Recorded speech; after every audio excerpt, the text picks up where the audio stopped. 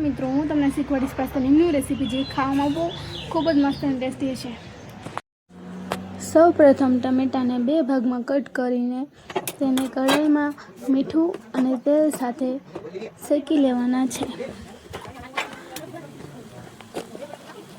ટમેટા શેકાઈ જાય ત્યારબાદ ટમેટાની છાલ કાઢી લેવાની છે।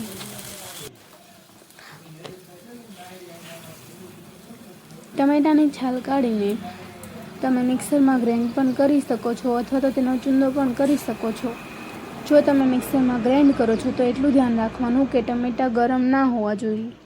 અને ટમેટાં ગ્રાઇન્ડ થયા બાદ તેમાં હળદર, મીઠું, મરચું, ધાણા જીરું, પાસ્તા મસાલો, ગરમ મસાલો એડ કરીને તેને હલાવી દેવાનું છે।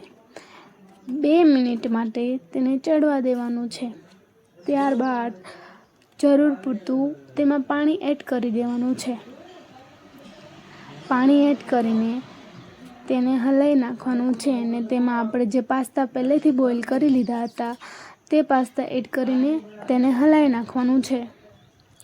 પાસ્તા 2 મિનિટ ચડવા દેવાના છે। પાસ્તા ચડ્યા બાદ તેમાં જેટલું તમારે જરૂર પડતું પાણી રાખવું હોય તેટલું રાખવાનું, બાકી તમે બાળી શકો છો। અને તેમાં ધાણા મિક્સ કરી દેવાના છે। ધાણા મિક્સ થયા બાદ તેને થોડીક વાર માટે હલાવીને થોડીક વાર માટે ચડવા દેવાના છે। તમારા પાસ્તા રેડી થઈ ગયા છે અને પાસ્તા બહુ મસ્ત બનેલા છે।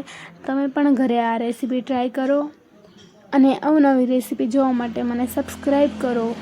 હું તમારા માટે નવી રેસીપી લાવતી રહીશ। Thank you for watching. Like, share and subscribe.